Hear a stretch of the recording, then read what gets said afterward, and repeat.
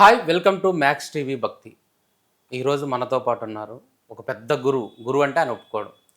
కర్మ సిద్ధాంతాన్ని చాలా సులువైన పదాలతో సామాన్యుడికి కూడా అర్థమయ్యే విధంగా చెప్పగలిగే మన రెండు తెలుగు రాష్ట్రాల్లో ఉన్న ఒకే ఒక వ్యక్తి సంతోష్ బుద్ధా గారు. వారిని అడిగి రమణ మహర్షి తత్వం ఏంటో తెలుసుకుందాం. అన్న నమస్తే. అన్న నమస్తే తమ్మి, నమస్తే. సో మ్యాక్స్ టీవీ ప్రేక్షకులకు,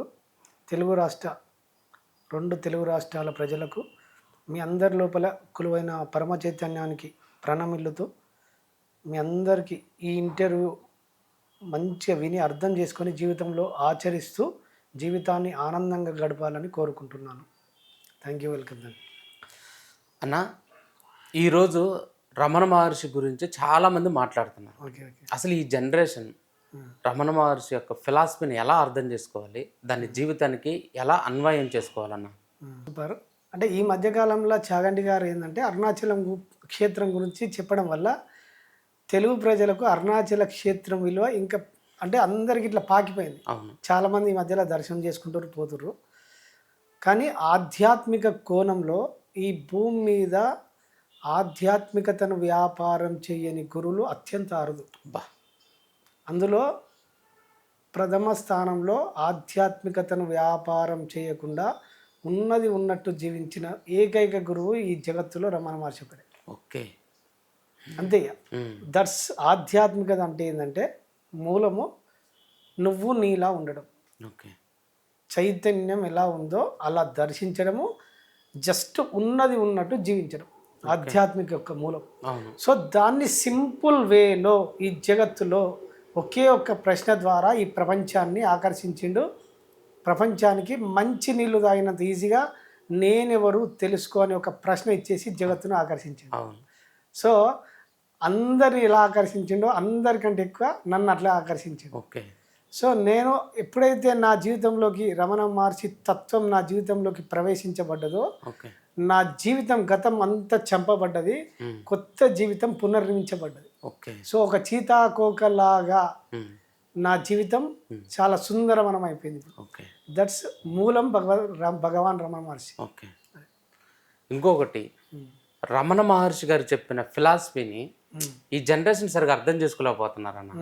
నేనెవరో తెలుసుకోమని ఆయన ఒక ప్రశ్న వేశారు. దాని చుట్టూ తిరుగుతున్నారు కానీ ఆచరించే కర్మల పట్ల శ్రద్ధ వహించట్లా.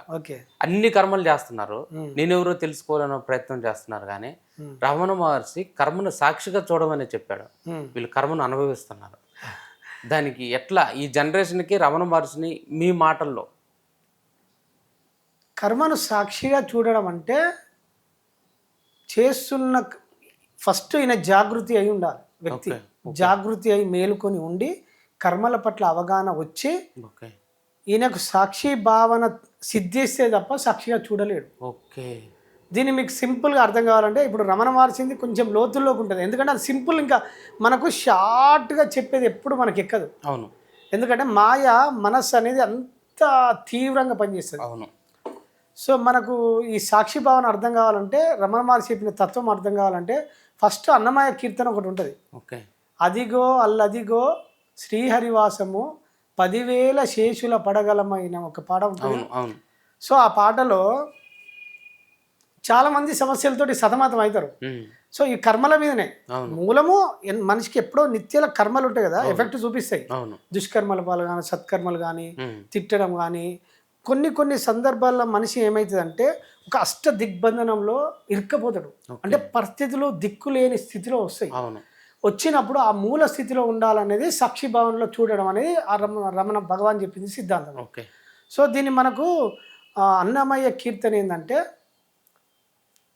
అదిగో అల్లదిగో, ఇది శ్రీనివాసుని నిలయము శ్రీహరివాసమైంది. అదిగో అల్లదిగో 10,000 శేషుల పడగలమైంది అంటే శ్రీనివాసుని యొక్క నిలయము శ్రీహరివాసమైంది. అంటే వెంకటేశ్వర స్వామి పేరు ఏం పేరు? శ్రీనివాసుడు. శ్రీనివాసుని యొక్క నిలయము శ్రీహరివాసమైంది. శ్రీహరి అంటే ఎవరు? విష్ణుమూర్తి. విష్ణుమూర్తి అంటే ఆనంద స్వరూపుడు. ఎలా ఆనంద స్వరూపుడు అయిండు శ్రీనివాసుడు? ఆ నిలయం ఎట్లయింది అంటే 10,000 శేషుల పడగలమయము అంటే 10,000 సమస్యలు అంటే మనకి ఎట్లుంటుంది అంటే అది ఒక దృశ్య రూపంలో ఉంటుంది. పాము నాగుపాము ఇట్లా పడుకొని దాని మీద ఇట్లా మొత్తం పడగలు విప్పినట్టు ఉంటుంది. సో ఆ పడగల యొక్క అంతరార్థం ఏంటంటే 10,000 సమస్యలు కాలకూట విషంతో కాటేయడానికి సిద్ధంగా ఉన్నాయి. ఆ సిద్ధంగా ఉన్న సమస్యల్ని ఆయన అంటకుంటా ఇట్లా సేద తీరుతుండు. అది సాక్షితత్వం. అంటే సృష్టిలో కర్మ చేసుకుంటూ పోయినప్పుడు కర్మఫలం కూడా అలా వెంబడించుకొచ్చినప్పుడు దీన్ని మనం అనుభవించకుండా సాక్షి రూపంలో ఉండాలన్నప్పుడు శ్రీనివాసుడు శ్రీహరివాసం కావాలంటే మనం సృష్టి కార్యంలో కర్మఫలాలు జరుగుతూనే ఉన్నప్పుడు వాటిని అంటకుండా ఇట్లా సాక్షి స్వరూపం అయినప్పుడు మన జీవితం కూడా శ్రీహరివాసం అవుతుంది. సో అవన్నీ మనల్ని బాధించదు అని దాని అర్థం. అది సో దాన్ని ఇంకా సింప్లిఫై చేసి చెప్పిండు అది రమణ మహర్షి. సింపుల్గా సాధారణ మనిషికి కొంచెం అర్థమైనట్టు ఉంటుంది కానీ అర్థం కాదు, కొంచెం గందరగోళం అనిపిస్తుంది. మనం లోతుల్లోకి వెళ్తే చాలా సింపుల్. జస్ట్ ఇప్పుడు నేనున్నా, ఫర్ ఎగ్జాంపుల్ ఏదైనా సమస్య వచ్చింది, ఒక వ్యక్తి ఇబ్బంది పెట్టినప్పుడు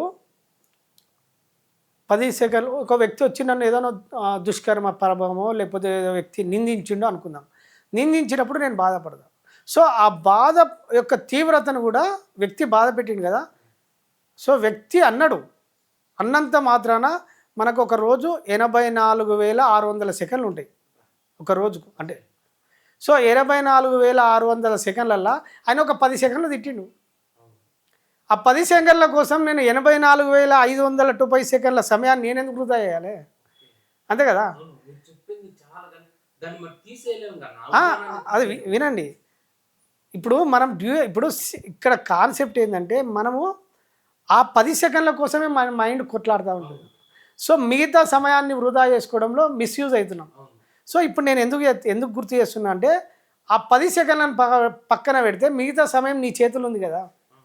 సో దీన్ని ఎలా ఉపయోగించుకోవాలనేది మన కాన్సెప్ట్.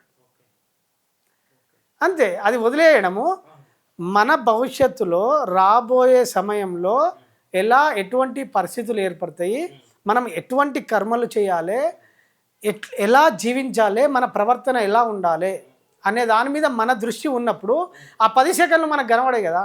అంతే, సింపుల్. సో ఎప్పుడు కానీ మన దృష్టి మన మీద ఉన్నప్పుడు వేరే దాని మీద మన మనసు అట్లుండదు. ఆధ్యాత్మిక సాధనే మనసును జయించడానికి. సో మనసును జయించే క్రమంలో ఇవన్నీ మనకు ఒక అండర్స్టాండింగ్ వస్తాయి.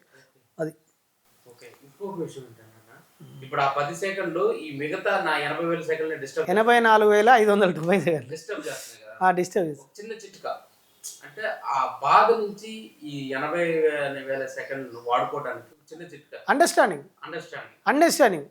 ఓకే, ఆయన వచ్చిండు తిట్టిండు కానీ నా జీవితం నన్ను చేతులు ఉంది కదా. ఇప్పుడు నేను ఆయన చేతిలోకి వెళ్ళిపోతున్నా.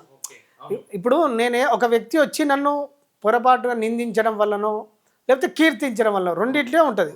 సో దీన్ని సమస్థితిలో తీసుకున్నప్పుడు నా జీవితం నా చేతులలో ఉంటుంది. ఇప్పుడు గొప్పగా కీర్తించినా కూడా మనం తన ట్రాప్లోకి వెళ్ళిపోతాం. ఆ ట్రాప్లోకి వెళ్ళిపోకుండా మనం కొంచెం ఆధ్యాత్మిక ఎరుక పెంచుకుంటే, ఒక అండర్స్టాండింగ్ చేసుకుంటే చాలా సింపుల్. అది చాలా చక్కగా